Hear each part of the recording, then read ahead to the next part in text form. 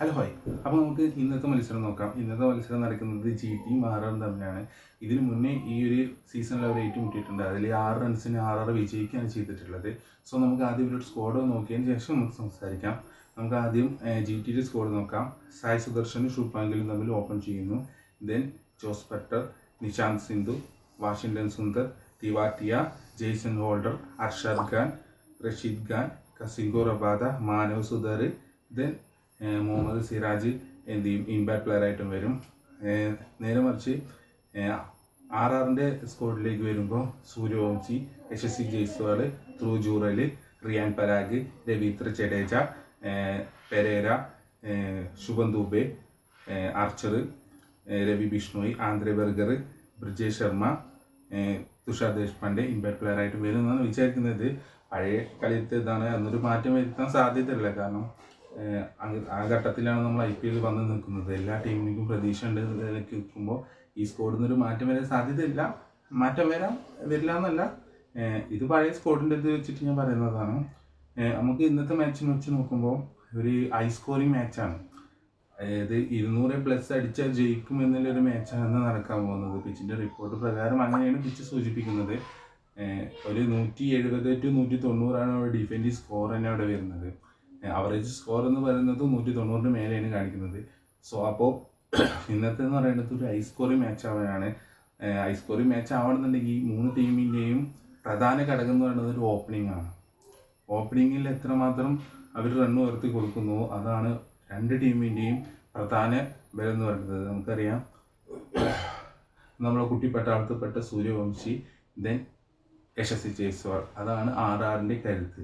അവരെത്രമാത്രം run എടുക്കുന്നുവോ അത്രമാത്രം എന്ത് ചെയ്യും, ബാക്കിയുള്ളവർക്കും അതിൻ്റെ ഒരു ഭാരം കുറഞ്ഞു വന്നിട്ട് റണ്ണ് വരാൻ തുടങ്ങും. പക്ഷേ ഈ 2 കളിയായിട്ട് നമുക്ക് കണ്ട മനസ്സിലായും പെരേര നന്നായിട്ട് കളിക്കുന്നുണ്ട്, സ്കോർ ഉയർത്തുന്നുണ്ട്. ആ ലാസ്റ്റത്തെ 5 ഓവറിൽ വന്നിട്ട് പെരേര നന്നായിട്ട് സ്കോർ ഉയർത്തുന്നുണ്ട്. ഞാൻ ഡിഫെൻഡ് ചെയ്യണമെന്നുണ്ടെങ്കിലും പ്ലേയേഴ്സ് ഉണ്ട്.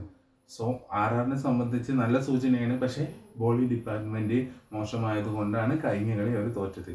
ഇതിനോട് നോക്കുന്നതാണ് ബോളിംഗ് ഡിപ്പാർട്ട്മെൻറ്റ് ചെറിയൊരു മോശം പഠനമാണ്. അത് കാര്യക്കണ്ട, എല്ലാ കളിയും എല്ലാ ബോളർമാരും ഒരുപോലെ ഇരിക്കണമെന്നില്ല. അതേപോലെ GTക്ക് നോക്കുമ്പോഴും നല്ല ബോളേഴ്സ് ഉണ്ട്. കഴിഞ്ഞ കളി ഒരു ബോളിങ്ങിൽ PBAസിനെ അടിച്ചിട്ടിട്ടാണ് വന്നിട്ടുള്ളത്. ബാറ്റിങ്ങും സെയിം, അതായത് എന്താണോ RRൻ്റെ അവസ്ഥ അത് തന്നെയാണ് ഇവിടെ. സായ് സുദർശൻ, ശുഭ്മാൻ ഗിൽ അവർ കളിച്ച് കഴിഞ്ഞാൽ റണ്ണ് വരും. ദെൻ ജോസ് ബട്ട്ലർ, ഈ 3 പേരിൽ ഡിപ്പെൻഡ് ചെയ്ത് നിൽക്കുന്നൊരു ടീമാണ് ബാറ്റിങ്ങിൽ.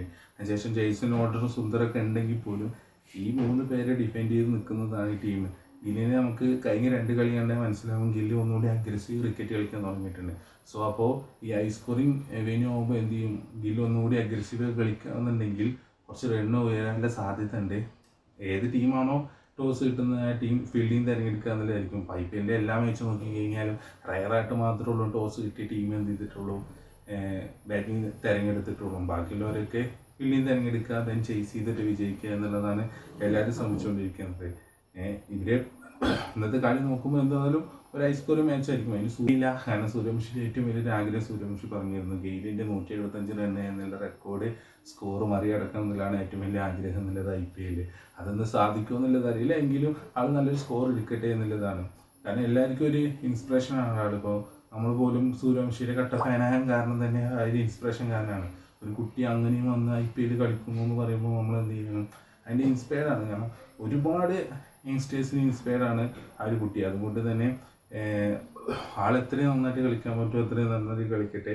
ഇന്നൊരു ഹൈ സ്കോറിങ് മാച്ച് തന്നെ ആവട്ടെ. കാരണം കാണികളെല്ലാവരും ത്രസിപ്പിക്കാൻ പറ്റുന്നൊരു സെഞ്ചുറി സൂര്യവംശി അടിക്കട്ടെ എന്നുള്ളതാണ് എൻ്റെ ആഗ്രഹമുള്ളത്.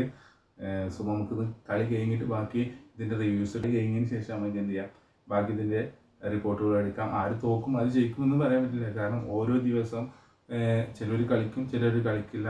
അതൊക്കെ ഭാഗ്യത്തിനനുസരിച്ചിരിക്കും. കളിച്ചാൽ വിജയിക്കാം, അത്രേ ഉള്ളൂ. ബോൾ ചെയ്ത് കഴിഞ്ഞാൽ നന്നായിട്ട് ബോൾ ചെയ്ത് കഴിഞ്ഞാൽ വിജയം കൈപ്പിടിയിൽ ഒതുക്കാം. ബാറ്റ് ചെയ്താലും വിജയം കൈപ്പിടിയിൽ ഒതുക്കാം. അല്ലാതെ എല്ലാ കളി ഇന്നാൾ കളിക്കാമെന്ന് പറഞ്ഞു കഴിഞ്ഞാൽ നടക്കില്ല.